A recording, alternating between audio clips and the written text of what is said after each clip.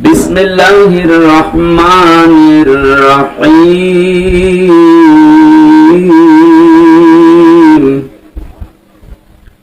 ফাবিমা রাহমাতিন লাহুম ওয়ালাউ কুনতা ফাযযান গালিযাল কলবি লানফাদ্দু মিন হাওলিক فاعف عنهم واستغفر لهم وشاورهم في الأمر فإذا عزمت فتوكل على الله إن الله يحب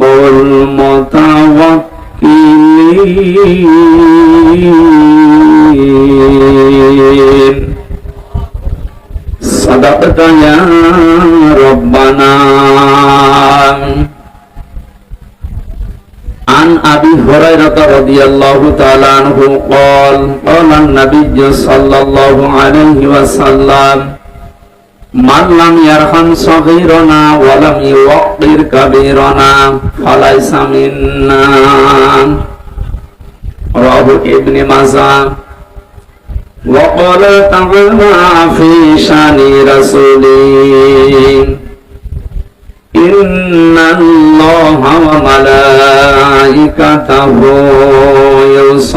يصلون على النبي يا أيها الذين آمنوا صلوا عليه وسلموا تسليما.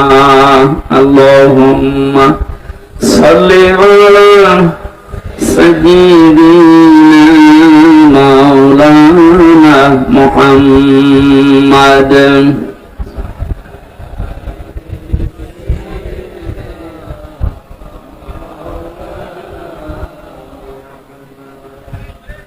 খেয়ে না খেয়ে দিন প্রচারের কাজে নিজেকে দিয়ে সবিলিয়ে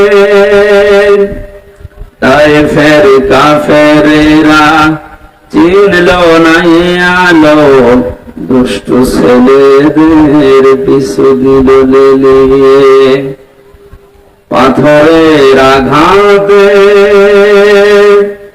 ক্ষত বিক্ষত হয়ে সারা শরীর থেকে রক্ত ঝরে হে রাসূল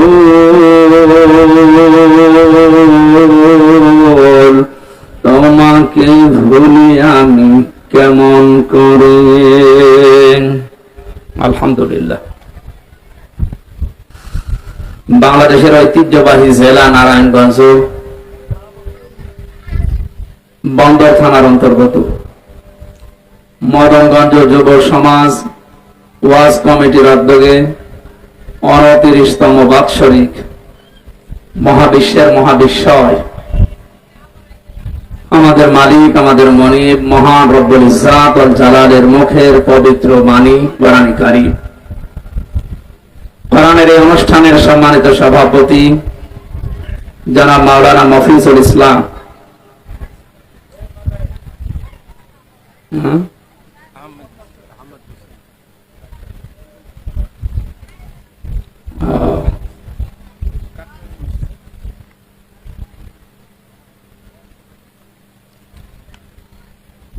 এইটা না, ঠিক আছে।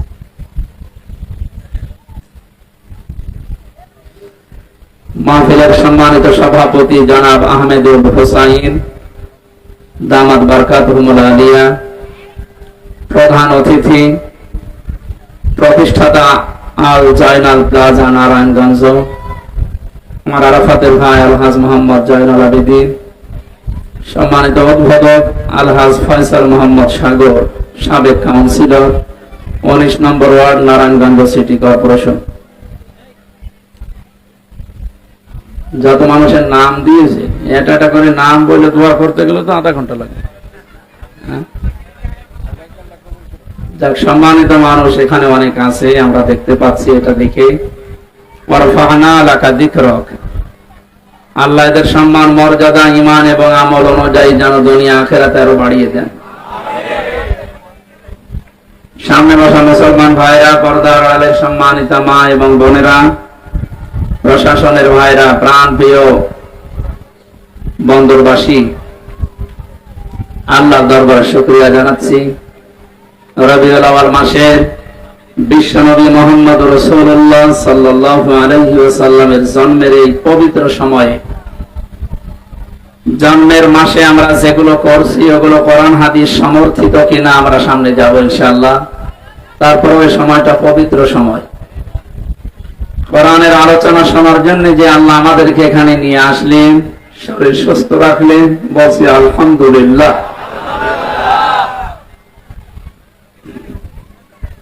দরুদ আর সালাম পড়ছি আমাদের নবী মুহাম্মদ রাসূলুল্লাহ সাল্লাল্লাহু আলাইহি ওয়াসাল্লামের প্রতি, যার উম্মত হতে পেরে আমরা খুশি না বেজার? এখন প্রশ্ন, আমরা উম্মত আছি তো? যে হাদিসটি বললাম, নবীজি বলেন, মাল্লাম ইয়ারহাম সাগীরানা ওয়া লাম ইউওয়াক্কির কাবীরানা ফালাইসা মিন্না। ইবনে মাজাহ শরীফের হাদিস। এখানে যারা আলেম আছেন তাদেরকে বলছি, ভাই কোন দিকে তাকিয়ে আছে? এদিকে তাকান। যারা ছোটদেরকে স্নেহ করে না, বড়দেরকে সম্মান দেয় না, শ্রদ্ধা জানায় না, এরা আমার উম্মত না। আমরা যে বললাম তার উম্মত হতে পেরে আমরা খুশি। এখন আমার ভেতরে এই দুইটা গুণ আছে কিনা? মাঝখানে ফা শব্দটা আছে, আমরা আরবি গ্রামার অনুযায়ী জানি ফা 19টা অর্থে ব্যবহার হয়। আগে বর্ণিত দুইটা গুণ যদি আপনার ভেতরে থাকে তাহলে আপনি নবীর উম্মত। যদি না থাকে, নবীজি বলেন ফালাইসা মিন্না। কয়েকদিন আগে আমার মামলার হাজিরা ছিল, বিচার নামাতে বিচারপতি ওইটা দেখে বলছে, কি দেখে বিচার করব, এর ভেতরে কোনো মাল ম্যাটারেস নেই, ফেলে দিবে, যা সব খারিজ করে দিয়েছে।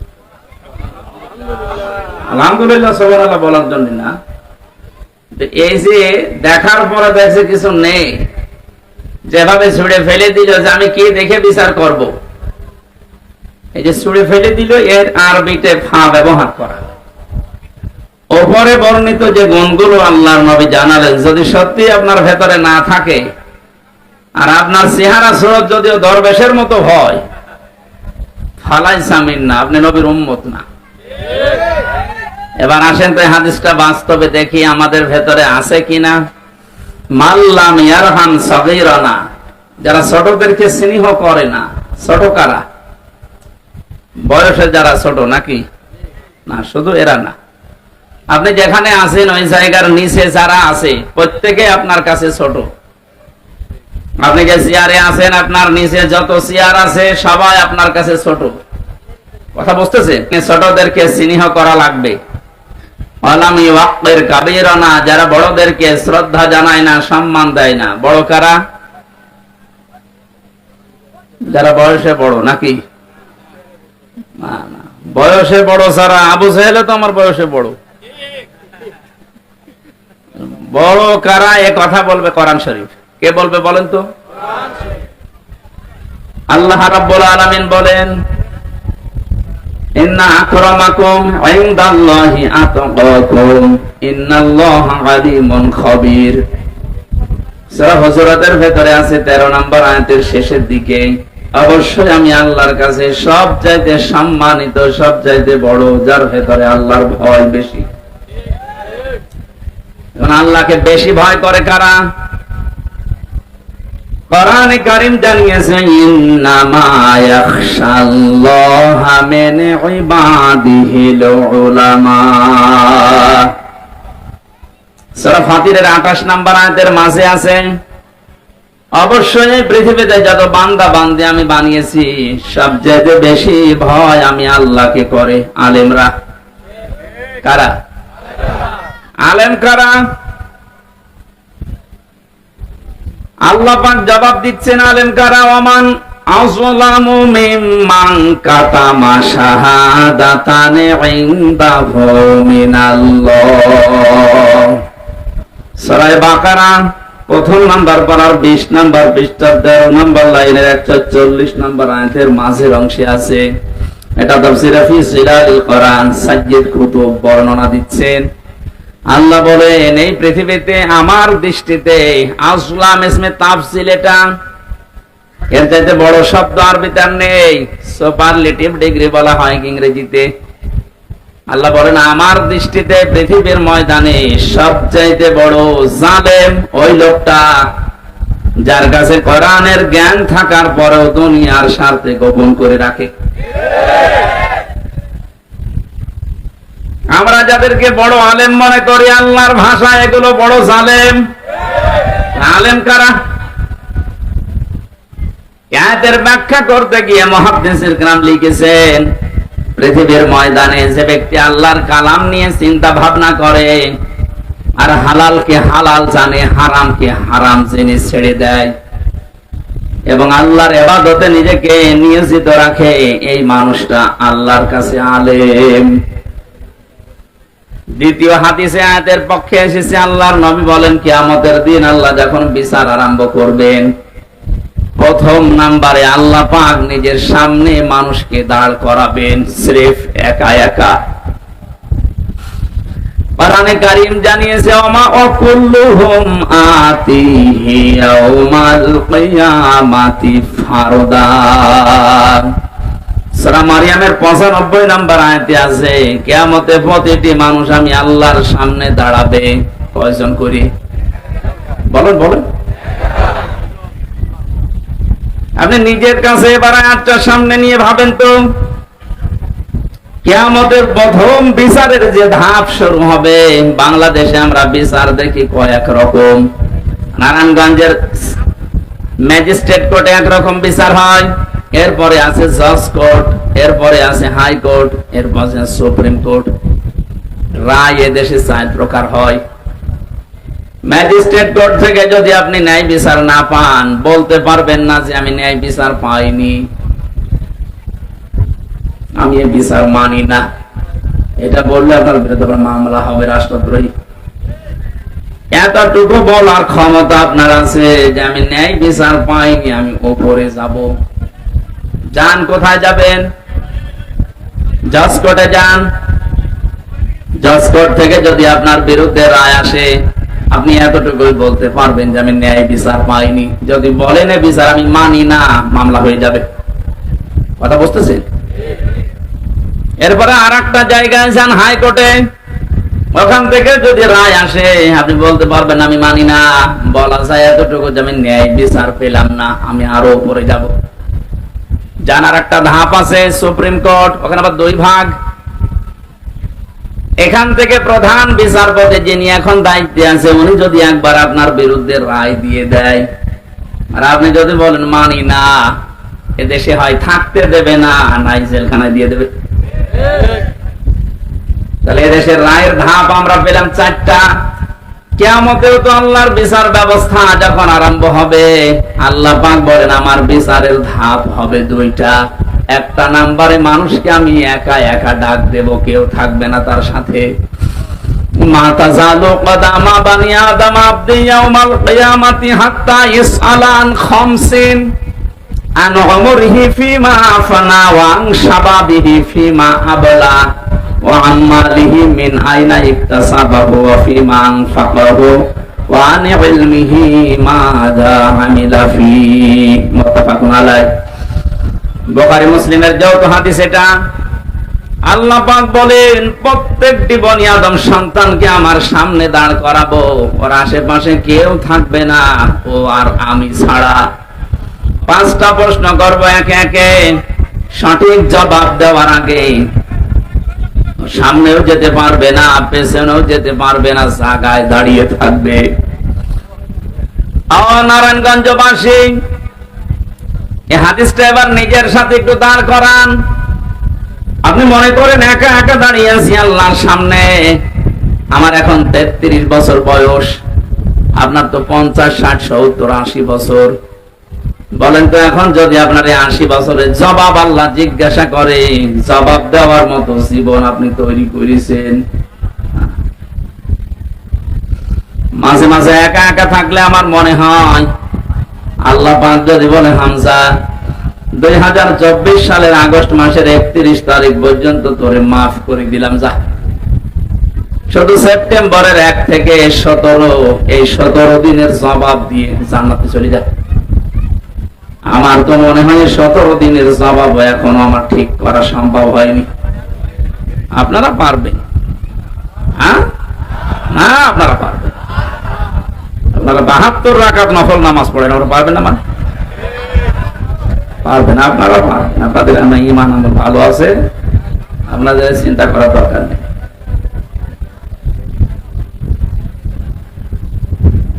আমি একটু দাবি করছি যে ঘন্টাখানিক আপনারা কথা বলবেন না, যাই করেন দাঁড়িয়ে থাকেন, বসে থাকেন, চলে যেতে মন বলে চলে যাবেন, কিন্তু কথা বলবেন না। এটা রাখা যাবে না? এরপরে যদি কেউ কথা বলেন সে মুনাফিক। কথা দিলেন আপনি, এবারে দেখেন তো কথা কেউ বলে কিনা। ওই যে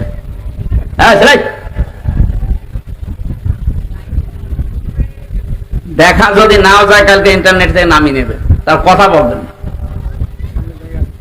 যেখানে যা আছে থাক, হয় দাঁড়িয়ে থাকেন না বসে থাকেন, কথা বলবেন না। এই একটাই অনুরোধ আমার, কথা বলবেন না। খুব জরুরি হলে ইশারায় করবেন। নারায়ণগঞ্জবাসী, আমি আমার ঈমান থেকে কথা বলছি। আমি যেটা বাস্তবে দেখতে পাচ্ছি, কোরআনের চোখ লাগিয়ে এইটা জানাচ্ছি। কাবা শরীফ তাওয়াফ করার সময় দেখছিলাম ষষ্ঠ চক্করে মানুষেরা একটা দোয়া আল্লাহকে শোনাচ্ছে। হাজরে আসওয়াদ থেকে এই রুকনে ইয়ামিনী এই জায়গাটা পার হওয়ার সময় দোয়াটা মানুষ পড়ে, আল্লাহুম্মা ইন্না আলাইয়া হুকুকান ফীমা বাইনি ওয়া বাইনিকা। ও আমার মালিক, আমি তোমার গোলাম, তোমার ঘর সামনে নিয়ে আমি ঘুরছিলাম, তাওয়াফ করছিলাম, প্রদক্ষিণ করছিলাম। একটা কথা কিন্তু আমি জানিয়েছি যে আমি তোমার মালিক, গোলাম তুমি আমার মালিক। এই দুইজনের ভেতর অনেক দিন পাওনা আছে। আমি গোলাম হিসাবে যা যা তোমার কাছে পাবো সব তুমি দিয়ে দিয়েছো। তুমি নেই থেকে আমাকে হামজা বানিয়েছো। কোন নাম পরিচয় আমার দুনিয়ায় ছিল না। হাল আতাল আলাল ইনসানি হিনুম মিনাদ দাহরি লাম ইয়াকুন শাইআম মাযকুরা। কোন নাম পরিচয় আমাকে উল্লেখ করার মতো কিছু ছিল না দুনিয়ায়, সেখান থেকে তুমি আজ আমাকে হামজা বানিয়েছো। আমার কিছু ছিল না, সব আমার আজকে আছে। যা পাওয়ার আমি বান্দা হিসাবে, গোলাম হিসাবে সবই তো পেলাম, কিন্তু তুমি আমার মালিক, তুমি তো কিছু দাবি করো আমার কাছে।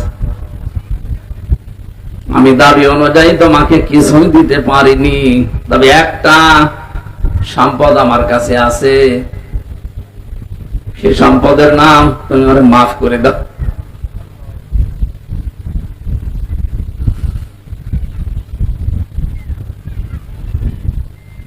এই শব্দটা বলতে যত সহজ মনে হচ্ছে, এটা বাস্তবতা অত সহজ না। এটা যাদের জীবনে সেট হয়ে গেছে, ওদের জীবন পরিচ্ছন্ন করে দিয়েছে আল্লাহ। যেই মানুষগুলো ভেবেছে যে আমি দাঁড়িয়ে থাকবো আল্লাহর সামনে, কি জীবন তৈরি করলাম আমি, সাজাতে পেরেছি তো হিসাব দেওয়ার মতো। এই মানুষটার জীবনের দিকে তাকান। শত শত মানুষের জীবনে এরকম পড়েছি আমি। হযরত ওমর একজন, তার ভেতরে তার সন্তানটা ভর্তি করলেন মাদ্রাসায়। হযরত আলী ওই সময় দেশের প্রধান বিচারপতি, তার সন্তান হাসান হুসাইন দুইজনকে দিলেন মাদ্রাসায়। হযরতে হুসাইন বারবার তিনি কলম ফেলে দিচ্ছেন। আব্দুল্লাহকে ডাক দিয়ে বলেন আমার কলম তুলে দাও। 3 বার ফেলে দিলেন, 3 বারই বললেন তুলে দাও। তার রাগ হয়ে গেছে, ডাক দিয়ে বলছে হোসাইন কলম ফেলো নিচে, আমারে তুলতে বলো, আমি কি চাকর? আমি কি তোমার খাদেম নাকি?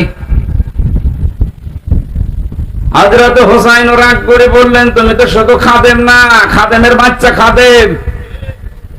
সেই সময় তিনি প্রেসিডেন্টের ছিলেন। এক দৌড়ে বাড়িতে যেয়ে বলে আব্বা আমি আর পড়বো না মাদ্রাসায়। কি হয়েছে? হোসাইন আমাকে মানুষের সামনে গালি দিয়েছে, তোমারেও দিয়েছে। বিচার যদি না করো মাদ্রাসায় পড়ো আমার বাদ। ঠিক আছে, জমার দিন বিচার হবে হাজারো মানুষের সামনে। খুতবা দিচ্ছিলেন তিনি, হঠাৎ আলোচনা বন্ধ করে দিলেন, ডাক দিয়ে বললেন, হুসাইন আছো? হ্যাঁ, এদিকে আসো। তুমি আমার এই ছেলেকে মানুষের সামনে খাদেমের বাচ্চা খাদেম বলে গালি দিয়েছ? হ্যাঁ দিয়েছি। কেন দিলে? ইমাম হোসাইন ডাক দিয়ে বলে, খলিফা বুকে হাত দিয়ে বলেন তো, আপনি কি আমার নানার খাদেম ছিলেন না?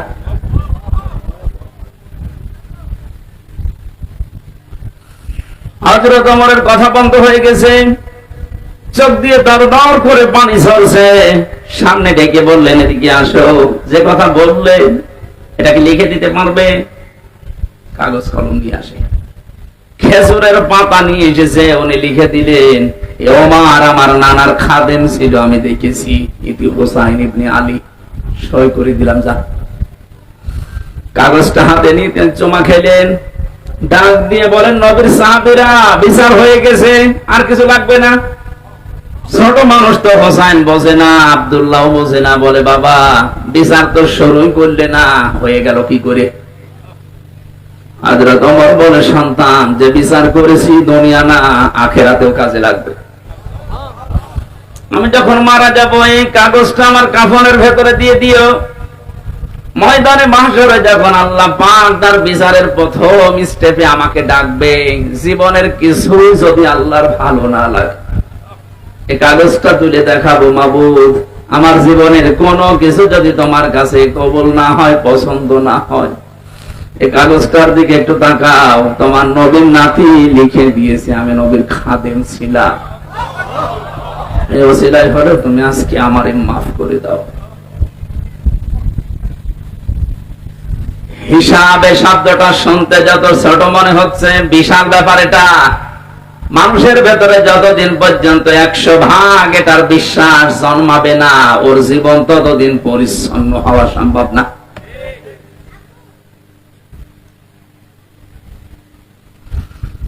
বিচারের প্রথম ধাপে যেহেতু আল্লাহ আপনাকে একা ডাকবেন, কেউ সাথে থাকবে না। 5 নাম্বার যে প্রশ্নটা, এইটাই আমার আসল বিষয় আজকে। ওয়ান ইলমিহি মাযা আমিলা ফিহি, তোমাকে যতটুকু জ্ঞান দেওয়া হয়েছিল, যতটুকু তুমি জানতে, তার কতটুকু মানতে, এইটা বলো আজকে। হযরতে তালহা রাদিয়াল্লাহু তাআলা আনহু এবং আবু দারদা রাদিয়াল্লাহু তাআলা আনহু, এই দুইজন মাঝে মাঝেই বলতেন, নবীর সাহাবীরা, নবীর মুখে যত কথা শুনেছি, যত হাদিস শুনেছি, সবচেয়ে বেশি ভয় হয় হাদিসের এই অংশটার দ্বারা। যতটুকু জানতে, তার কতটুকু মেনেছো, ওইটা বলো। আমার মনে হয় এর প্রশ্নে আমরা অধিকাংশ মানুষে ধরা খাবো। কথা বলে না কেন? যা জানতে, তার কতটুকু মানতে, এটা বলো, তারপরে সামনে যাও। এখানে জ্ঞান অনুযায়ী যারা আমল করে, এরা আল্লাহর ভাষায় আলেম। জ্ঞান অনুযায়ী যার আমল নেই, আল্লাহর ভাষায় জালেম। তাহলে বড় কারা? আমি বোঝাতে চেয়েছিলাম, আল্লাহর ভয় যাদের ভেতরে আছে, এরা আল্লাহর কাছে বড়। আল্লাহকে বেশি ভয় করে আলেমরা। আলেম ওই লোকটা যে তার জ্ঞান অনুযায়ী কাজ করে। পৃথিবীতে জ্ঞান অনুযায়ী কাজ করেছে সবচাইতে বেশি নবীরা। কথা বলেছেন এখন? নবীদের উপরে, জ্ঞানের উপরে কাজ করা মানুষ দুনিয়ায় আছে। আপনি তাকান তো তাদের দিকে। কোরআনে কারীম জানিয়েছে, ইয়া হাসরাতান আলাল ইবাদ মা ইয়াতিহিম মির রাসূলিন ইল্লা কানু বিহি ইস্তাহজিউন। সূরা ইয়াসিনের 30 নম্বর আয়াতে আছে, আল্লাহ পাক বলেন, আমার বান্দা বান্দীদের জন্য আমার আফসোস, আক্ষেপ, যে এমন কোন নবী রাসূল পাঠালাম না যার সাথে সমসাময়িক মানুষেরা ঠাট্টা করে নাই, বিদ্রোহ করে নাই, মারধর করে নাই। নবীদের চরিত্র খারাপ ছিল, এই জন্য মারত, দেশ থেকে তাড়িয়ে দিত। বলেন, যত নবী আমি পড়েছি জীবনী, প্রতিটি নবীর তাকান তাদের দিকে, অধিকাংশ নবীর নাম পর্যন্ত উম্মতরা পাল্টিয়ে দিয়েছে। হযরতে ইব্রাহিম নবীর নাম ওই জামানায় তার উম্মতেরা পাল্টি আব্রাহাম লাগিয়ে দিয়েছে। হযরতে মুসা আলাইহিস সালামের নাম খ্রিস্টানরা পাল্টি, ইহুদিরা পাল্টিয়ে দিয়েছে যোসেফ। আমি যতগুলো ইহুদি রাষ্ট্রে গেছি, ইহুদিদের সাথে আমি যতটুকু মিশেছি, ওরা মুসা নবীকে বলতে যোসেফ, এটা বোঝে। খ্রিস্টানদের সাথে যত মিশেছি, ওরা হযরত ঈসা আলাইহিস সালামের নাম পাল্টিয়ে দিয়েছে যিশু। মুসলিম বিজ্ঞানী ছিল আল-কামি, তার নাম পরিবর্তন হয়ে গেছে আল কেমিস্ট্রি। বিখ্যাত সাহাবী ছিল বিশ্বনবীর হযরতে জাবের, তার নামও পাল্টিয়ে দিয়েছে আল জেবরা। আজ বিশ্বের দিকে তাকান, এই দেশে যারা আলেমদের নাম পরিবর্তন করার হিড়িক তৈরি করেছিল, এই মেনন ইনো, আল্লামা আহমেদ শফি, এত বড় আলেমের নামও পাল্টিয়ে দিয়েছে তেতুল হুজুর। বিশ্বনন্দিত মুফাসসিরের নাম পাল্টিয়ে দিয়েছে দেল্লু শিকদার। এখনো পর্যন্ত তার ইতিহাস আছে, আপনি তাকান, তার সার্টিফিকেটে লেখা দেলাওয়ার হোসাইন সাইদি। দেল্লু শিকদার আর দেলাওয়ার হোসাইন জীবনও এক না। আব্দুল কাদের মোল্লার নাম দিয়েছে কসাই কাদের।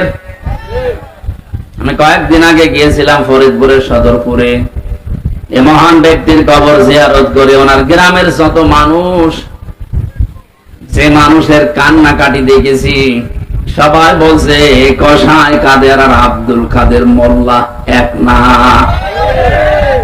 আমার নাম পাল্টিয়ে দিয়েছে, আমার নাম দিয়েছে পিসকে হুজুর। আমি কি পিসকে?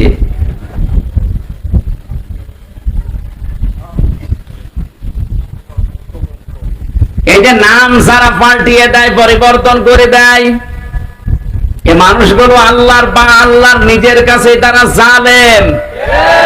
সূরা হুজুরাতের ভেতরে আছে, যারা মানুষের নাম পরিবর্তন করে দেয়, এই মানুষগুলো যদি তওবা না করে, আমাল্লামে ইয়াতুব ফাউলাইকা হুমুজ যালিমুন।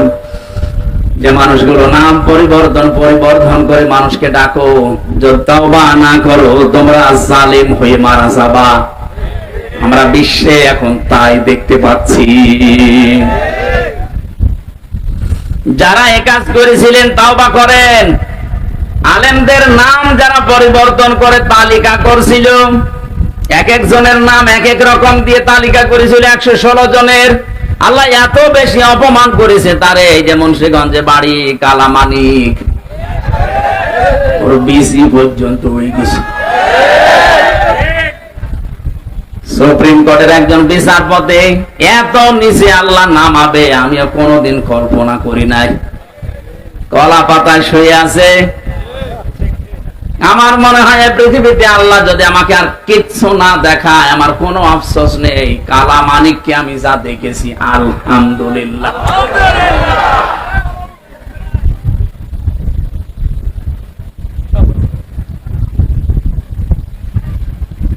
এবার আসেন তো যে কথা বলতে চাচ্ছিলাম, আল্লাহর কাছে বড় যেহেতু আলেমরা, এদের সম্মান, মর্যাদা, ইজ্জত, শ্রদ্ধা এটা দেওয়া লাগবে, নয়তো আপনি নবীর উম্মত হতে পারবেন না।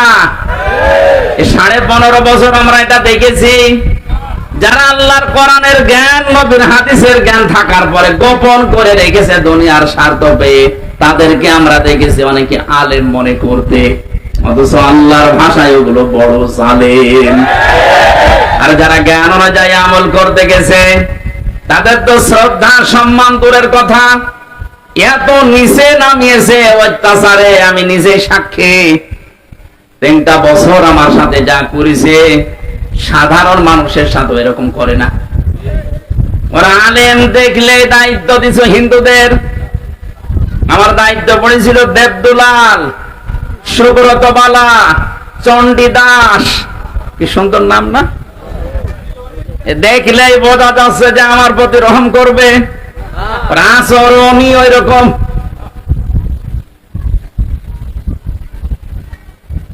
একজন মুসলমান যদি দিত, অন্তত কিছু না কিছু হলেও তার ভেতরে যেহেতু আল্লাহ একজন আছে বিশ্বাস ছিল, সে আলেম দেখলে মনে করতো না, আর যাই করি অন্তত এর সাথে খারাপ কিছু করলে আল্লাহ আমারে ছাড়বে না। এমন মানুষকে দিয়েছে তো আল্লাহ পরকাল জানে না। আলেমোসা জালেমতা। মাঠের নিচে নিয়ে আমার 11 ঘন্টা টাঙিয়ে রেখেছিল। তা ভালোভাবে যদি টাঙাইতো, চোখ কালো কাপড় দিয়ে বেঁধে নিয়েছে, পায়ে ডান্ডা বেড়ি লাগিয়েছে, হাত পেছনে বেঁধে দিয়েছে, মাথায় দড়ি দিয়ে। নামাজ কিসে, কখন আজান হয়, কখন কি হয় কিচ্ছু জানি না। 4 ওয়াক্ত নামাজ আমি আন্দাজেই পড়েছি, ইশারায়। আলেমদের সম্মান করা, শ্রদ্ধা করার দরকার ছিল আপনার। আর আপনি দাবি করেন আমি নবীর উম্মত, বেহেশতে আমার অধিকার আছে। অধিকার আপনার আছে, জাহান্নামে আছে। কারণ আপনি নবীর উম্মতই হতে পারেননি এখনো।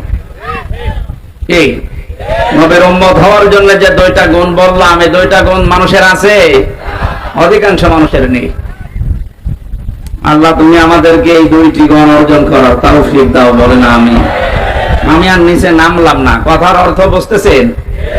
এটা রবিউল আউয়াল মাস, বিশ্ব নবীকে নিয়ে যা আরম্ভ হয়েছে আমাদের বাংলাদেশ, ভারত আর পাকিস্তানে, এটা বেশি অতিরঞ্জিত হয়ে যাচ্ছে। কেউ বাড়াবাড়ি করতে করতে এত উপরে তুলছে, আর কেউ ছাড়াছাড়ি করতে করতে একেবারে ছেড়ে দিচ্ছে না। আমাদের মধ্যম পন্থা জাতি বানিয়েছেন আল্লাহ। ওয়াকাযালিকা জাআলনাকুম উম্মাতাও ওয়াসাতান, তোমাদেরকে আমি মধ্যম পন্থা জাতি বানিয়েছি। বাড়াবাড়ি করা যাবে না কোন বিষয়ে, ছাড়াছাড়ি করে একেবারে ছেড়ে দেওয়া যাবে না, মাঝামাঝি থাকতে হবে। আজ ঈদে মিলাদুন নবী পালন করার জন্য রাষ্ট্রীয়ভাবে ছুটি দেওয়া হয়, অনুষ্ঠানের জন্য তাকিদ দেওয়া হয়। নবীর জন্মদিন পালন করার জন্য বিশ্ব নবী তাকিদ দিয়েছেন, কোন জায়গায় আপনি দেখাতে পারবেন? নবীজি কোরআন দিয়ে রাষ্ট্র চালাতে হবে এ বিষয়ে তাকিদ পেয়েছেন। আল্লাহ পাক বলেন ইন্নাল্লাযী ফারাদা আলাইকাল কুরআনা লারাদ্দুকা ইলা মাআদ। সূরা কসসের 85 নম্বর আয়াত প্রথম অংশে আছে, অবশ্যই আমি আল্লাহ কোরআনের আইন মানা ফরজ করে দিয়েছি। কি করে দিয়েছি? ফারাদাত, ফারজুন শব্দটা আছে। অবশ্যই কোরআনের আইন মানা ফরজ।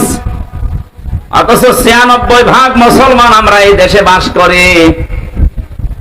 53 বছর হয়ে গেল দেশটা স্বাধীন হয়েছে, কোরআনের একটা আইনও এই দেশে রাষ্ট্রীয়ভাবে কায়েম নেই।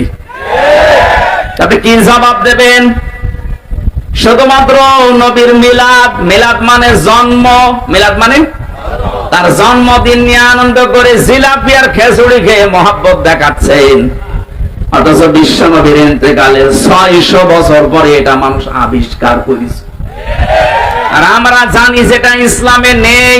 কেউ যদি নতুন করে ওটা তৈরি করে আবিষ্কার করে ইসলাম বলে চালিয়ে দেয়, ওটার নাম বেদাত। আর বেদাত যারা করে ওরা গোমরাহ, আর গোমরাহ যারা ওরা জাহান্নামী। আমি আপনাকে নবীর মিলাদ, জন্ম নিয়ে আলোচনা করতে নিষেধ করছি না, যেহেতু মহামানব তিনি, মহান নেতা আমাদের, আপনি করেন। কিন্তু শুধু মিলাদ, জন্ম নিয়ে আলোচনা করে আনন্দ পেয়ে যদি শেষ করে দেন, তার জীবনের আসল উদ্দেশ্য যেটা সিরাত, 40 থেকে 63, এই 23 বছর। কথা বলছেন এখন?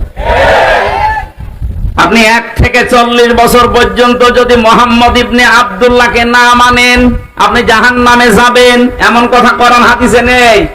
কিন্তু 40 থেকে 63 এই সময়টা যদি এই 23 বছরের 1 সেকেন্ড আপনি বাদ দেন, আপনি জাহান্নামী। আমি তো এটা বানালাম নাকি? কোরআনে কারীমের দিকে তাকান। লাকাদ কানা লাকুম ফি রাসূলিল্লাহি উসওয়াতুন হাসানা ইলা আখির আয়াত। সূরা আহজাবের 21 নম্বর আয়াতের প্রথম অংশে আছে, অবশ্যই তোমাদের জন্য মহত্তম আদর্শ আমি আল্লাহ লুকিয়ে রেখেছি রাসূলুল্লাহর জীবনে। কার জীবন? ও নারায়ণগঞ্জবাসী, ভালো করে জবাব দেবেন। সারা আরব জাহানে 1 থেকে 40 বছর পর্যন্ত মুহাম্মদ রাসূলুল্লাহ কেউ বলেছে? বলেন বলেন, কি বলতো? মুহাম্মদ ইবনে আব্দুল্লাহ এই নামে ডাকতো তাকে। যদিও তিনি জন্মে পৃথিবী তৈরি হওয়ার আগে আল্লাহ তাকে নবী বানিয়েছে, কিন্তু ঘোষণা দেয়নি, ঘোষণা হয়েছে 40 বছর বয়সে। তাহলে এখানে বোঝার বিষয়ে 1 থেকে 40 বছরে পুরা আরব জাহানে ওনাকে ডাকতো আব্দুল মুহাম্মদ ইবনে আব্দুল্লাহ, আব্দুল্লাহর ছেলে মোহাম্মদ বা আস-সাদিক আল আমিন। আমার এ পর্যন্ত ঠিক আছে তো? দ্বিতীয় নম্বরে ওনাকে রাসূলুল্লাহ ডাকা আরম্ভ হয়েছে 40 থেকে, বলেন 40 বছরের আগে উনি রাসূলুল্লাহ হিসাবে ঘোষণা হয়নি, হয়েছে যখন নবুয়ত পেলেন 40 বছরে, ওই সময় নবী এবং রাসূল। তাহলে ওনাকে অনুসরণ করার জন্য আল্লাহর নির্দেশ 1 থেকে 40 না 40 থেকে 63, 40 থেকে 63-র পরে 600 বছর পার হয়ে গেছে। কেউ নবীর জন্ম নিয়ে আলোচনা করে নাই, অনুষ্ঠান করে নাই, পটকা ফোটায়নি। আপনি কোথায় পেলেন? আপনি যদি আলোচনা করতে চান তাহলে 40 থেকে 63 এই 23 বছর করেন। এর ভেতরে দুনিয়া আখিরাত লুকানো। মানুষের এমন কোন দিক বিভাগ নেই যা এই 23 বছরের ভেতরে আপনি পাবেন না। সব আল্লাহ পাকের ভেতরে লুকিয়ে রেখেছেন। জোরে বলেন সুবহানাল্লাহ। আমি আর একটু কথা বলছি, শুধুমাত্র আজ যারা মিলাদ নিয়ে 63 দিন অনুষ্ঠান হচ্ছে বাংলাদেশে। কতদিন? 63 দিন। ওরা নাম দিয়েছে ঈদে মিলাদুন নবী। এই শব্দটা নতুন। আল্লাহর পক্ষ থেকে আমাদের নবীর কাছে 2টা ঈদের ঘোষণা এসেছে, ঈদুল আযহা, ঈদুল ফিতর। এ বাদে কোনো ঈদ আমাদের নেই।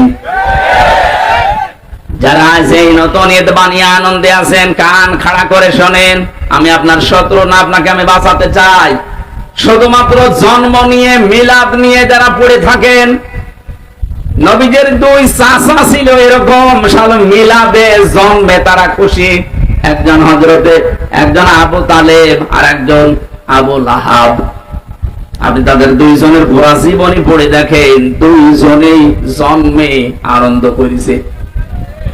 এত বেশি আনন্দিত ছিল আবু লাহাব, নবীজির জন্মের কথা শোনার পরে নিজের বাদী পর্যন্ত আজাদ করে দিয়েছে। আর একজন চাচা আবু তালেব নিজের সন্তান আলীকে কাছে রাখতো না। নবীর জন্মের পর থেকেই যে কয়েক বছর বাইরে ছিল, এরপরেই নবীজির দাদা ইন্তেকালের পর থেকে নবীকে সে নিজের বুকের ভেতরে রাখতো। এই 2 জন চাচার পড়া জীবনী আমি পড়ে দেখেছি। এরা এত আনন্দিত, এত খুশি নবীর মিলাদে, নবীর জন্মে, কিন্তু 2 জনেই জাহান্নামী। 2 জনে কি? এরা যে জাহান্নামে যাবে তার প্রমাণ আল্লাহ কোরআনে দেয়নি। বলেন, সূরা কসসের 56 নম্বর আয়াতটার প্রমাণ, সূরা লাহাবের 3 নম্বর আয়াতটার প্রমাণ। ছায়া সলানা রংদাতা লাহাব, অতি শীঘ্রই আমি আবু লাহাবকে লেলিহান আগুনে প্রবেশ করাবো। তার মানে এখান থেকে যে শিক্ষা বের হয়, শুধু নবীর মিলাদ নিয়ে, জন্ম নিয়ে যারা মাতামাতি করেন, আনন্দ করেন, জিলাপি খিচুড়ি খেয়ে শেষ করে দিচ্ছেন, আপনিও আবু লাহাবের মতো, আবু তালেবের মতো জাহান্নামে যাবেন। সিস্টেম অপর পৃষ্ঠা দেখুন। নবীর আরো 2 জন চাচা, হযরত হামজা, হযরত আব্বাস। এই 2 জন চাচা শুধু নবীর জন্মে খুশি না, শুধু নবীর মিলাদে খুশি না, তারা নবীর সিরাতে, তারা নবীর জীবন পেয়ে খুশি। এই 2 জনের জীবনী পড়ে রাখেন তো। হযরতে হামজা নিজের জীবন পর্যন্ত নবীর আদর্শ মানতে গিয়ে দিয়ে দিয়েছে। 70 টুকরা হয়েছে, এরপর নবীর আদর্শ ছাড়ে নাই। আর এক চাচা হযরতে আব্বাস, তিনি নবীর আদর্শ পেয়ে এত খুশি ছিলেন, তার যে হাদিস বর্ণনা করা, মানসা আমাল ঈমান, মান রাদিয়া বিল্লাহি রাব্বা ওয়া বিল ইসলামি দীনা ওয়া বি মুহাম্মাদির রাসূলিল্লাহ সাল্লাল্লাহু আলাইহি ওয়াসাল্লাম নাবিয়্যা ওয়া রাসূলা। রাওয়াহু মুসলিম। হযরত আব্বাস বলেন, কেউ যদি দুনিয়া ঈমানের স্বাদ পেতে চান, তাহলে আল্লাহকে রব পেয়ে খুশি থাকেন, ইসলামকে জীবন ব্যবস্থা পেয়ে খুশি থাকেন, আর মুহাম্মদ রাসূলুল্লাহকে নবী এবং রাসূল হিসাবে পেয়ে খুশি থাকেন। তিনি যদি খুশি না থাকতেন এ কথা তিনি বলতেন? বলেন বলেন। তিনি কি বললেন শেষে? নাবিয়্যা ওয়া রাসূলা, যারা মুহাম্মদকে নবী এবং রাসূল পেয়ে খুশি। তাহলে উনি নবী এবং রাসূল হয়েছিলেন কত বছর বয়সে? আরো জোরে। 40 থেকে 63 আপনাকে মানা লাগবে। সেই নবীর জীবনে আমি 31টা পাঠ পেয়েছি। পুরা জীবনটা পড়ে আমি 31টা পাঠে ভাগ করেছি। একটা ভাগ আজকে আপনাদের সামনে রবিউল আউয়াল মাসে, যেহেতু কালকে 12 তারিখ ছিল, আজকে 13 তারিখ। গুরুত্বপূর্ণ সময়ে তার সিরাত থেকে, তার আদর্শ থেকে কি নেওয়া দরকার আমাদের, 31টা পাঠের মাত্র একটা পাঠ নিয়ে আজকে আলোচনা করব। আমার আজকের আলোচনার বিষয় হচ্ছে নবীর আচরণ। কি বললাম? বলেন বলেন। অনেকে মনে করে এটা দুনিয়ার বিষয়, আচরণ, ব্যবহার, আচার আচার না, এটা আখিরাতের সাথে সম্পৃক্ত। বিশ্ব নবী বলেন মানুষকে সবচেয়ে বেশি জান্নাতে নিয়ে যাবে মানুষের আচরণ আর আল্লাহর ভয়। সুবহানাল্লাহ বলতে পারেন নাই? আকুলু লিন্নাসি হুসনা, মানুষের সাথে যদি কেউ আচরণ করতে গিয়ে, ব্যবহার দেখাতে গিয়ে হাসি মুখে কথা বলে, তার সাদকা দেওয়ার সওয়াব হয়। 31টা পাঠ ভাগে ভাগে যদি কথা বলতে হয়, পুরা কোরআন আল্লাহর নবীর চরিত্র, আমরা একটা পাঠ বেছে নিলাম, আচরণটা দেখি। আল্লাহ পাক কি আচরণ তাকে দিয়েছিলেন। কোরআনে কারীম জানাচ্ছে, ওয়া ইন্নাকা লাআলা খুলুকিন আযীম, হে নবী আপনি মহান চরিত্রের উপরে প্রতিষ্ঠিত।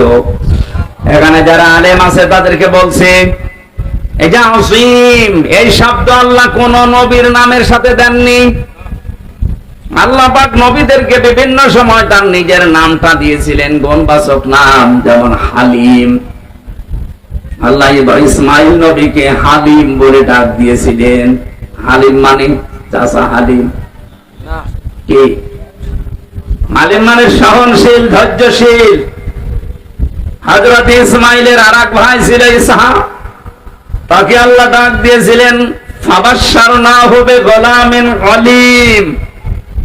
আমার জ্ঞানী বান্দা এটা, একজনকে হালিম, একজনকে আলিম, কিন্তু বিশ্ব নবীকে দিয়েছে আযীম।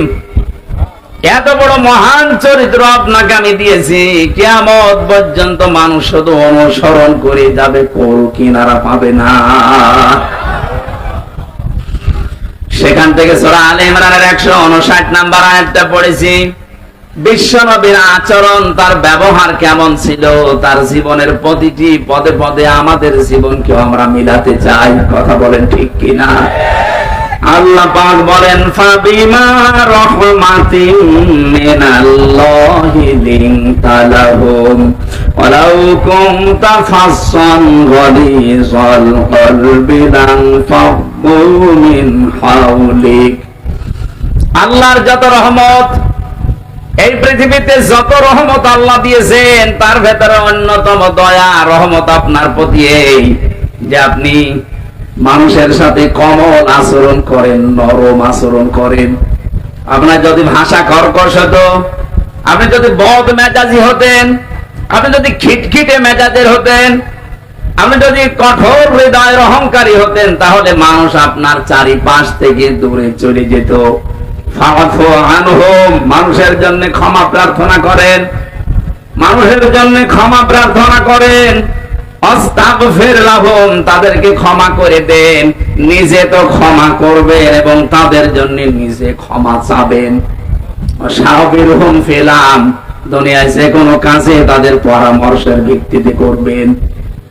ফাইদা আযামতা ফাতাওয়াক্কাল আলাল্লাহ, কোন কাজ যখন সিদ্ধান্ত নিয়ে ফেলবেন তখন ভরসা করবেন আল্লাহর উপরে।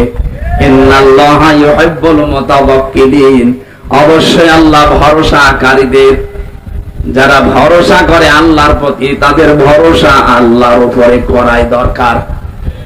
এটা ছিল বাংলা মাতৃভাষায় অর্থ। এবার আমরা ব্যাখ্যায় যাচ্ছি।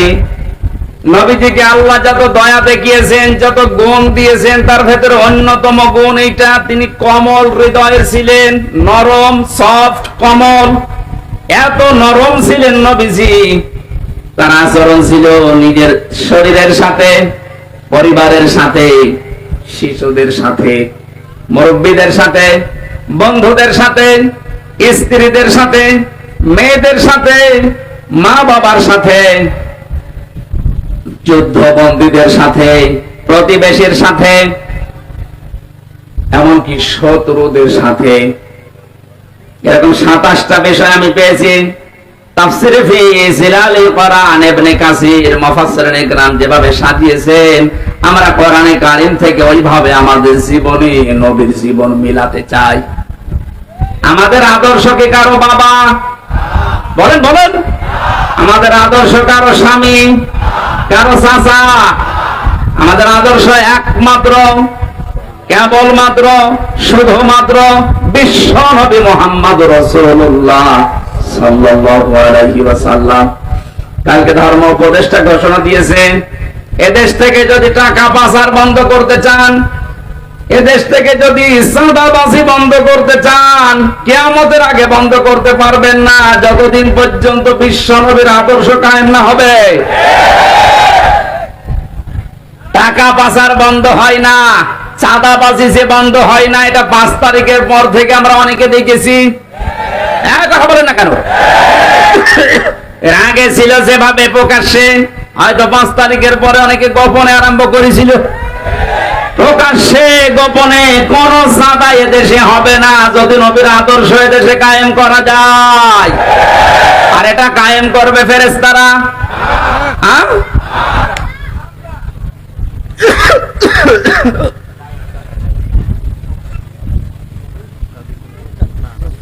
কিছু লাগবে না। শিশুদের সাথে নবীজি যে আচরণ করেছিলেন, হাদিস হযরত উমাইর, এদিকে তাকান, হযরত উমাইর খেলা করছিলেন। বিশ্ব নবী মসজিদে নববীতে যাবার সময় দেখলেন, দৌড়িয়ে আসলেন হযরত উমাইর, ডাক দিয়ে বলেন, উমাইর তোমার সেই হলুদ পাখিটা কই?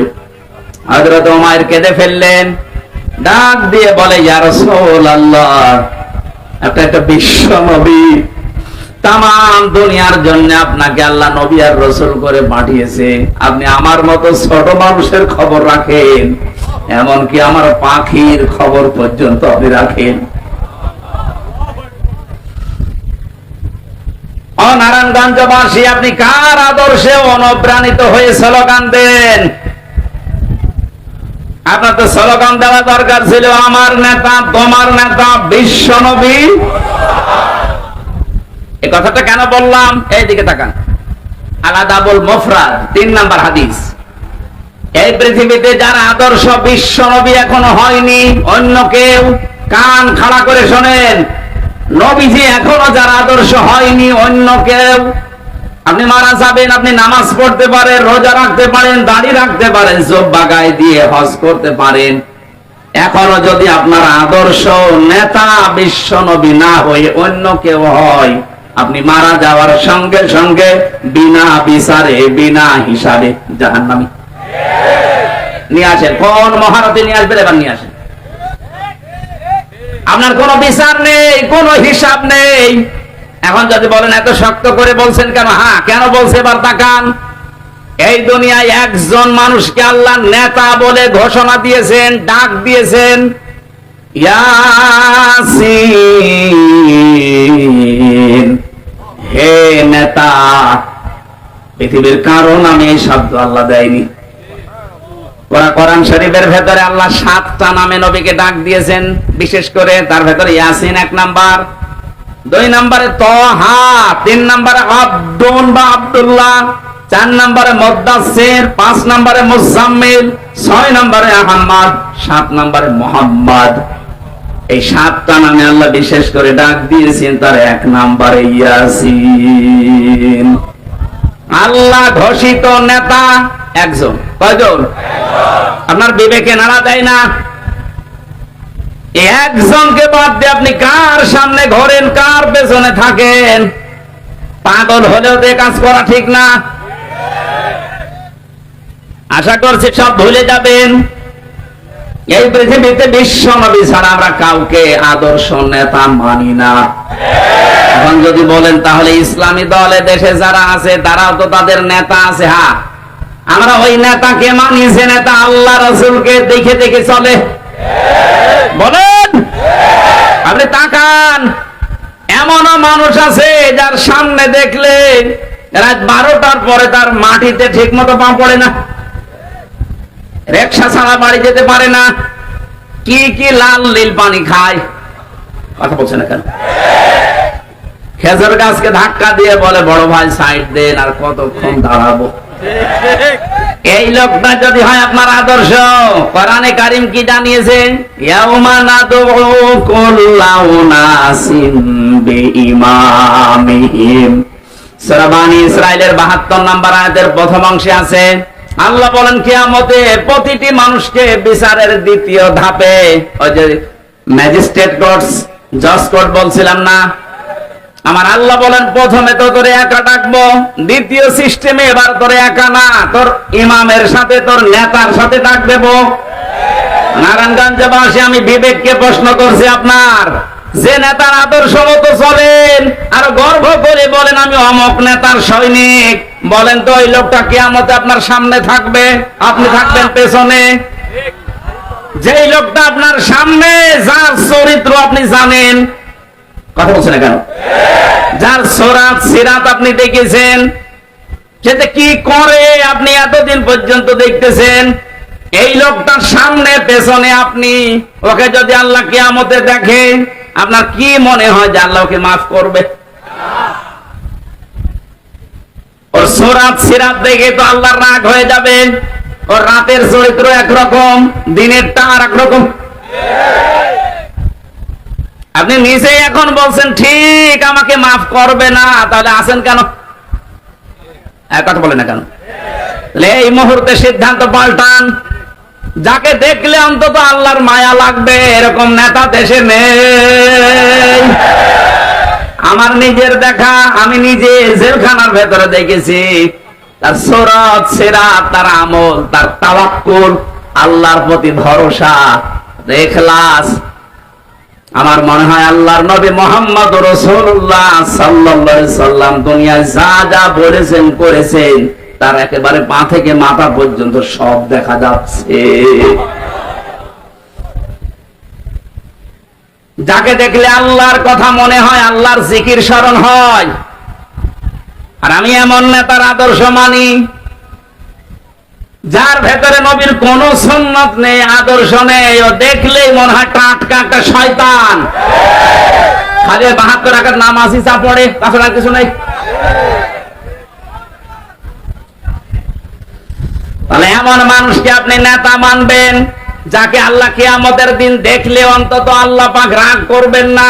তাকে দেখে যদি আল্লাহর মন ভরে যায়, না ঠিক আছে, পেছনে যেটা আছে ওইটাও এরকমই হবে। আর যদি সামনে দেখে নম দরবেশ পর্যন্ত নম হয়ে গেছে, ওরে যদি আল্লাহ দেখে, যেহেতু পুলিশ পর্যন্ত ওরে চিনতে পারে নাই, বিডিআর গার্ড যারা, আমার মনে হয় ফেরেশতারাও চিনতে পারবে না। না, আমরা সাবধান হই ভাই। আমি বারবার এই কথা তুলছি এই কারণে, আপনি ধরা খাচ্ছেন বা খাবেন, যার আদর্শ ঠিক নেই, এ লোকটা ধরা খাবে 100 ভাগ। এখনই পরিবর্তন হয়ে যাবে। দুনিয়া একদিকে হয়ে গেলেও আমি আল্লাহ রাসূলকে যে মানে না, ওকে আমি মানি না, ওকে আমি সমর্থন জানাবো, রায় দেব, সুপারিশ করব, এটা কল্পনা করা যায়? সামনে যা আসছে আসুক, যদি দেখি যে এই লোকটার চরিত্র আল্লাহ রাসূলের সাথে মিলছে না, ও আমার বাবা হলেও ওকে আমি ভোট দেব না। এখন তো ধরুন ভোট, এ তো দুনিয়ার বিষয়। কে বলেছে দুনিয়ার বিষয়? ভয়কাট্টা ভোট মানে এটা রায়, সুপারিশ করা, এটা আমানত। তাফসিরে মারিফুল কোরআনে আমানাত শব্দের ব্যাখ্যায় বাংলায় লেখা আছে ভয়কাট্টা ভোট। এটা হয় রায় দেওয়া, সমর্থন জানানো, সুপারিশ করা, এগিয়ে দেওয়া, এই অর্থগুলো এখানে লেখা আছে।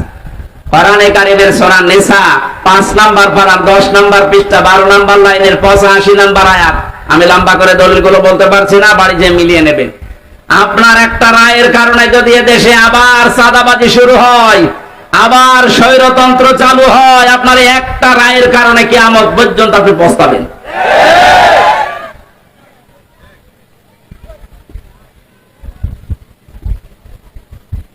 বৌমা এসেছে, কেবল বাসর ঘরে প্রবেশ করেছে, দাদি শাশুড়ি এসে বলছে, "এই, আমার কিন্তু পতি চাই।" লজ্জায় মাথা লাল করে বলছে, "ঠিক আছে দাদি, একটু সময় দেবেন তো।" কিছুক্ষণ পরে শাশুড়ি এসে বলছে, "বৌমা, আমার কিন্তু নাতি চাই।" ঠিক আছে, সময় তো দেবেন। কিছুক্ষণ পরে ননদ এসে বলছে, "আমার কিন্তু ভাতিজা চাই।" ঠিক আছে। দেবর এসে বলছে, "ভাবি, আমার কিন্তু ভাতিজি চাই।" ঠিক আছে। স্বামী এসে বলছে, "কই, আমার বেবি চাই।" বৌমা কিছু করে বলে, "কি তোমাদের বংশ কি পাগলের বংশ? আমি আসতে পারলাম না, আর কেউ নাতি চাই, কেউ পতি চাই, কেউ ভাগ্নে চাই, কেউ ভাতিজা চাই, কেউ বেবি চাই। আমার সময় দেবেন না 10 মাস 10 দিন? কথা বলেন না কেন? আমার এতে একটু সময় দেন, আমি একটু বসিয়ে নেই। তারপরে আপনার বেবি লাগবে আমি দেব, নাতি লাগবে আমি দেব, ভাতিজা লাগবে সব দেব। কিন্তু সময় দিচ্ছেন না, আমি ওগুলো ডাউনলোড করে নিয়ে আসবো। দায়িত্ব যাদেরকে দেশের লোক ছাত্র জনতা মিলে দিল, আরে ভাই, তাকে একটু বুঝ করে নিতে দেন। যেখানে যেখানে ক্যান্সার আছে, ক্যান্সার গুলো কেটে বাদ দিতে দেন। এই অবস্থায় যদি দেন, নির্বাচন দিয়ে দিলাম, কি হবে? ওদিনের ভোট রাতে হয়ে যাবে আবার। এখানে ছাত্র জনতা এদেশে যে 9 দফা দিয়ে আমাদেরকে স্বাধীনতার স্বাদ এখন দেখিয়েছে, আমরা ওই 9 দফার বাস্তবায়ন চাই। তাদের প্রথম দফা হচ্ছে বৈষম্য থাকবে না। আমার মামলা যেহেতু খারিজ হয়ে গেছে, আমি মনে করলাম আদালতকে জিজ্ঞাসা করি। আজকে যেমন আপনি বললেন এর কোনো মাল নেই, কি দেখে বিচার করব? 3 বছর তো আপনার কাছে আমার মামলা ছিল, তখন তো কিছু বলেননি। এই কথাই আমার বলতে যে হুজুর আমার হাত বাঁধা ছিল। কি ছিল? আমরা চাই এদেশে কারো হাত এভাবে যেন বাঁধা না থাকে। 1628টা চেয়ার এই দেশে। কত? তাই বলে এই চেয়ার না, এই চেয়ারের তো কোনো দাম নেই। 1628টা চেয়ার এই দেশে, খালি একটা চেয়ার খোলা ছিল, আর 1627টা চেয়ার বাঁধা ছিল। এই জন্য এত দুর্নীতি। 1628টা চেয়ারই যদি খোলা থাকতো, একটা চেয়ারের মতো, এই দেশে কেউ দুর্নীতি করে ছাড় পেত না। একটা দেশ কতটা রসাতলে গেলে কেন্দ্রীয় মসজিদের ইমাম পর্যন্ত পালিয়ে যায়। বাইতুল মুকাররমের ইমামও পালিয়ে গেছে। আর কোথায়, আর কে পালাবে না বলেন? বাকিগুলোর তো ভয় একটু আছে, ওই ইমামই যদি পালিয়ে যায়, মুসল্লি তো আগে পালাবে। এই জন্য আমরা যেহেতু প্রথম দফায় দিয়েছি যে বৈষম্য থাকবে না, কারো হাত বাঁধা থাকবে না, সব হাত খোলা থাকবে। 2 নম্বরে সংস্কার যখন আরম্ভ হয়েছে, রাষ্ট্র সংস্কার, এদেশে এখন 1628টা চেয়ারে যারা আছে, জালেমদের দোসর হিসাবে যারা ছিল, একটাকে ওই চেয়ারে আমরা দেখতে চাই না। চেয়ার থেকে সবগুলো অপসারণ করে বৈষম্যের শিকার যারা যারা ওএসডি হয়েছিল, তাদেরকে ওই চেয়ারে বসা।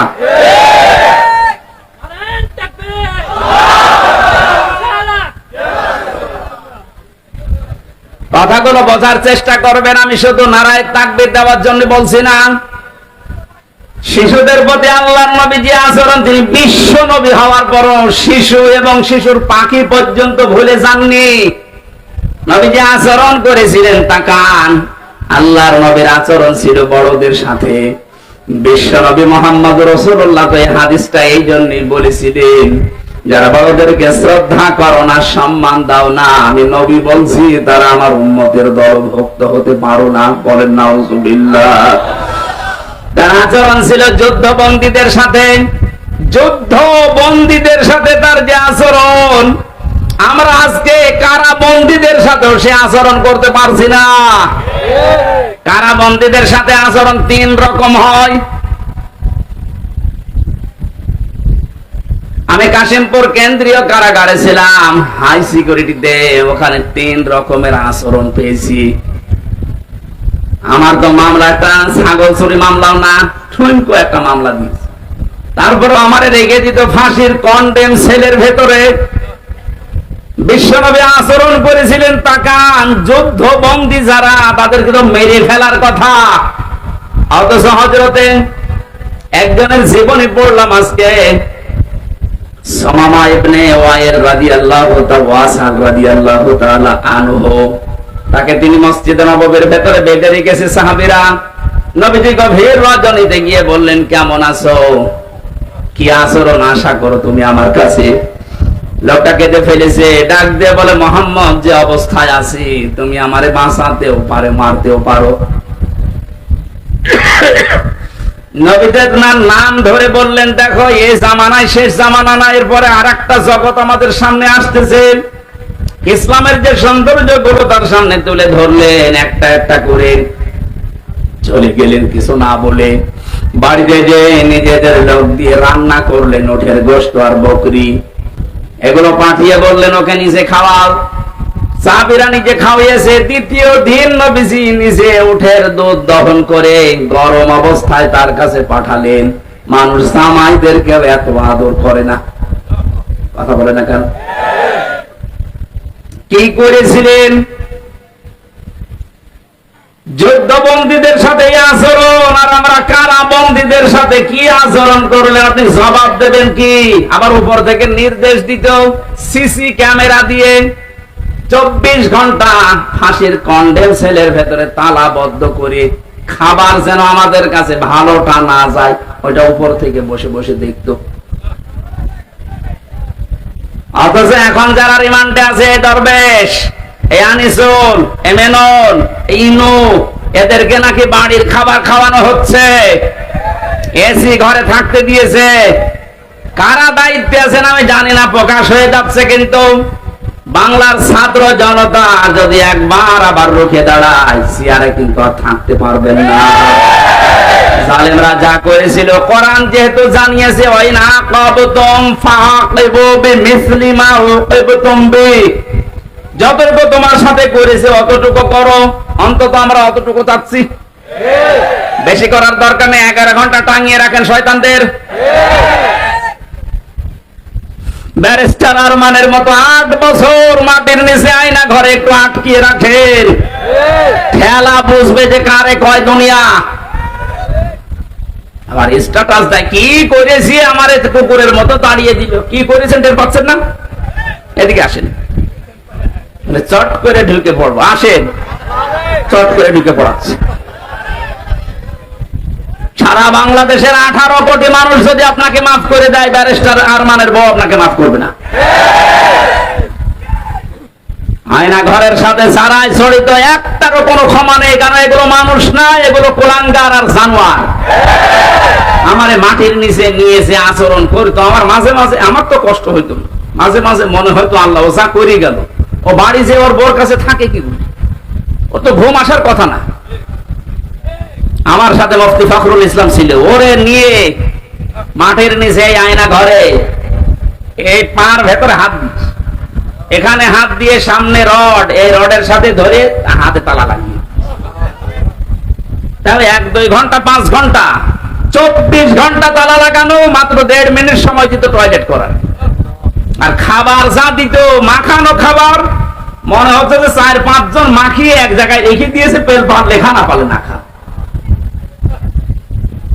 আপনি নবীর মিলাদ পড়তে পাগল হয়ে আছেন। নবীর এটা সিরাত না, নবীর আদর্শ না এটা। তিনি যুদ্ধবন্দীর সাথে কি করলেন, আর আপনি কারাবন্দীর সাথে, তা তো অন্যায় ভাবে। ব্যারিস্টার আরমানকে, আমান আজমিকে, আমির হামজাকে, মামুনুল হককে যে মামলা দিয়েছেন, একটা মামলা টিকছে। আজ তো আমি বেকসুর খালাস পেয়ে গেছি, তাহলে আমি এই দেশে আদালত কর্তৃক প্রমাণিত যে আমার কোনো দোষ নেই। সুতরাং বিনা দোষে 3টা বছর যা করেছেন, আমিও চাই মামলার আয়ু থেকে শুরু করে ওই যে হাত খোলা ছিল এটা পর্যন্ত যারা এর সাথে জড়িত, প্রত্যেককে আমি চাই 3 বছর করে আমার মতো জেল দেওয়া হোক। শুধু আমি না, 1,10,000 মানুষ এখন সারা বাংলাদেশে জেল খাটতেছে, বিশেষ করে বিডিআররা বেকার আটকে রেখেছে। যারা এই সমস্ত মিথ্যা মামলার সাথে জড়িত, মামলার আয়ু থেকে শুরু করে একেবারে উপর পর্যন্ত যারা নির্দেশ দিয়েছে, একটাকেও যেন ছাড়া না হয়, কারণ এদের ছাড় নেই। বলে মাফ করে দিলাম, কিসের মাফ? জালেমদেরকে যদি কেউ মাফ করে দেয়, সে যেন মজলুমের উপরে অবিচার করে। আপনি তো টের পাচ্ছেন না যে স্বামী ছাড়া থাকা কি কষ্ট? ব্যারিস্টার আরমানের বউটের পিস। আপনি তো জানেন না সন্তান ছাড়া থাকা কি কষ্ট। আমি টের পেয়েছি। আমার ছোট মেয়েটা এখনো আমার চিনি না। ওর আমি 1 বছর রেখে এসেছিলাম, বের হয়েছে দেখো 4 বছর বয়স, ও আমার চেনে না।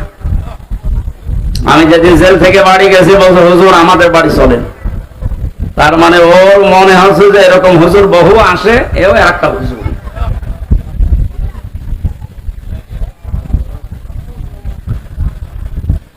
আমরা যুদ্ধবন্দীদের সাথে রাসূলের আচরণ কারাবন্দীদের সাথে করতে পারি না। আপনি আয়না ঘর বানিয়ে ঘুমাতেন, আমার তো বিশ্বাস হয় না যে এরা ঘুমায় তো কি করে। মনে হয় হয় লাল পানি খেত, নাই ঘুমের বড়ি খেত। দ্বিতীয় দিন নবীজি এসে নাক দিয়ে বললেন, সাহাবীরা সামামাকে ছেড়ে দাও। সাহাবীরা বলো, হুজুর ছেড়ে দেবো মানে? না, ছেড়ে দাও, আমি যেটা জানি তোমরা জানো না। ছেড়ে দেওয়া হলো। উনি চলে গেলেন তার গোত্র মামার কাছে। সেই গোত্রে তিনি এক খেজুর বাগানের পাশে এক কুয়াতে গোসল করলেন। ছুটে আসলেন আবার মদিনায়।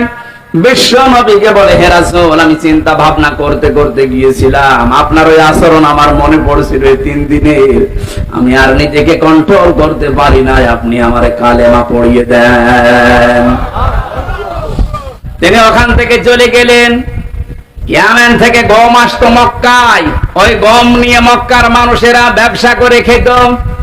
উনি বললেন, ওখানে যেহেতু বহু অমুসলিম আছে, ইসলামকে তারা বিশ্বাস করে, আল্লাহর বিরুদ্ধে তারা দাঁড়িয়েছে, শিরিক করে, আমি তাদের জন্য এই গম আসা বন্ধ করে দিলাম। কারণ তিনি ধনী মানুষের সন্তান ছিলেন, তিনি লিডার ছিলেন একজন। শেষ পর্যন্ত মক্কার মানুষের খাবার দাবারই বন্ধ হয়ে গেল। এই যে মানুষের খাবার আটকে দিয়ে স্যাংশন দেয়, আমেরিকা যেটা একলা দিচ্ছে না, বিশ্বনবীর হস্তক্ষেপে শেষ পর্যন্ত এটা আবার চালু হয়।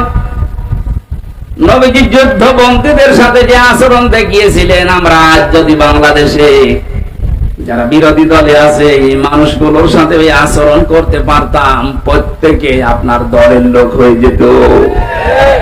আমরা পারি না। পশু পাখির সাথে নবীজি যে আচরণ করেছিলেন, একটা পশু এসে কাঁদছিল নবীর কাছে, নবীজি ভাষা বুঝতেন। সাহাবীকে ডাক দিয়ে বললেন, তোমার এই পশুটা আমার কাছে নালিশ দিয়েছে তোমার বিরুদ্ধে, কি আচরণ করেছো তার সাথে? তুমি নাকি আজকে সারাদিন তাকে খাবার দাওনি, অথচ খাবারের পরিবর্তে খালি কাজ করিয়েছো। যদি এর সাথে আচরণ করে থাকো, কিয়ামতের দিন তুমিও আল্লাহর দরবারে মামলার আসামি হবে। অন্যান্য বিশ্বে আমি যখন উন্নত বিশ্বের দিকে যখন নিজে ঘোরার জন্য গিয়েছি, দাওয়াতের জন্য গিয়েছি, ওই সমস্ত দেশে দেখতে পেয়েছি গাড়ি ঘোড়া যখন চলে, যদি রাস্তায় একটা সাপ ফানা তুলে দাঁড়ায়, কয়েকশো গাড়ি দাঁড়িয়ে গেছে, সাপটা নিরাপদে চলে যাবে, বিড়ালের বাচ্চা নিরাপদে চলে যাবে, এরপরে গাড়ি যাওয়া আরম্ভ হয়। কেন? তাদের কাজ নেই, গুরুত্বপূর্ণ কাজ সব স্টপ, যেন একটা পশুর ক্ষতি না হয়, একটা ফুল বাগান ফুলের গাছের ক্ষতি না হয়। তারা নবীর হাদিসটা মেনে চলে, যদিও নবীকে তারা বিশ্বাস করে না, কিন্তু আমরা নবীকে বিশ্বাস করার পর তার এই আচরণ কাজ করতে পারি না। একটা বেশ্যা মহিলা শুধুমাত্র একটা পশুর সাথে ভালো আচরণ করার কারণে জান্নাত পেয়ে গেছে। একটা নামাজি মহিলা একটা বিড়ালের সাথে খারাপ আচরণ করার কারণে আল্লাহ পাক জাহান্নামী বলে ঘোষণা দিয়েছে। নবীজি শত্রুদের সাথে যে আচরণ করেছিলেন, আজ আমাদের সেই সময় এসে গেছে। বিজয়ের সময় বিশ্ব নবী মুহাম্মদ রাসূলুল্লাহ দেখেছেন, ওরা সব থরথর করে কাঁপছিল। নবীজি বললেন, লা তাসরিবা আলাইকুমুল ইয়াউম ইযহাবু আনতুম তুলাকা, যাও আজকে সবাইকে আমি মুক্ত করে দিলাম, কারো প্রতি কোনো অভিযোগ নেই। আমার মনে হয় এই দেশে জামাত ইসলামী বাংলাদেশের কেন্দ্রীয় আমির যিনি ডাক্তার শফিকুর রহমান যেটা দেখিয়েছে 1400 বছর আগে নবীজি যেটা দেখিয়েছিল,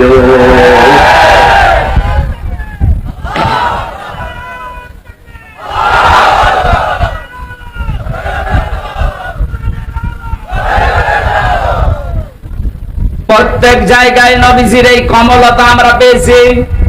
আল্লাহ পাক বলেন, নবী আপনার আচরণ যদি কর্কশ হতো, আপনার চরিত্র যদি সত্য কথা যদি আপনি বলতেন, তাহলে আপনার আশপাশে আপনি মানুষকে ঘেঁষতে দেখতেন না, সব পালিয়ে যেত। সুতরাং আপনি কয়েকটা জিনিস অবলম্বন করেন। আপনার যখন হৃদয় আমি কমল করে দিয়েছি, আপনি ক্ষমা করে দেন তাদেরকে, ক্ষমা চান আপনি তাদের জন্য আল্লাহর কাছে এবং নিজেও ক্ষমা করে দেন। আজ যারা দায়িত্বে আছে আহ্বান জানাবো আয়াত দিয়ে, যারা ভুল করেছে যা ভেবে করেছে, আজ আমরা এই আয়াত অনুযায়ী রবিউল আউয়াল মাসে তাদেরকে ক্ষমা করে দিলাম এবং তাদের জন্য ক্ষমা চাচ্ছি আল্লাহর কাছে। আর এর বাস্তব প্রমাণ দেখিয়েছেন ডাক্তার শফিকুর রহমান। যত অত্যাচার জুলুমে 15.5 বছরে করেছিলেন আল্লাহর জন্য মাফ করে দিলাম। কিন্তু যারা ভিকটিম, তারা যদি নিজেরা অত্যাচারিত হওয়ার কারণে কিছু করে, আমরা তাদেরকেও সাহায্য করব। সুতরাং জালেম যারা, বড় জালেম গুলো তো পালিয়েছে, মাথা খারাপ হয়ে গেছে, তাদের আর আসার সম্ভাবনা কোনো কিছুই নেই। কারণ আসলে দেশের জনগণ পিটিয়ে মেরে ফেলবে। ছোটখাটো জালেম যারা আছেন, তারা এখনো যেহেতু তাওবার দরজা বন্ধ হয়ে যায়নি, ফিরে আসছেন। আসেন, আমার বংশেরও বহু ছোটখাটো মাঝারি জালেমেরা তাওবা করে অলরেডি পরিবর্তন হয়ে গেছে। আগস্টের 5 তারিখের 1:30 পর্যন্ত তারাও শক্ত ছিল, কিন্তু বিকাল 5টার পরে যখন সংবাদ চারিদিকে ছড়িয়েছে, আমারে কল দিয়ে বলছে, বাবাজি আমরা সব জামাত ইসলামী। জামাত ইসলাম মানে এতদিন যে আপনি বন্ধুকে সেকেন্ড নবী মানতেন, হঠাৎ করে পাল্টিয়ে গেলেন। সুতরাং ওরা যেহেতু পাল্টাচ্ছে, ছোট জালেম মাঝারি জালেম, এদেশে আরো যারা আছেন আশা করছি আপনারাও পাল্টাবেন। গত পরশু দিনের রিপোর্ট পেয়েছি, এদেশে এখনো 100 জনের 14 জন মানুষ জালেমদেরকে সাপোর্ট করে। 100 জনের 28 জন মানুষ জেনারেল যে দলগুলো আছে এদেরকে সাপোর্ট করছে। 100 জনের 58 জন মানুষ এদেশে ইসলাম পন্থী যারা, তাদেরকে সাপোর্ট করছে।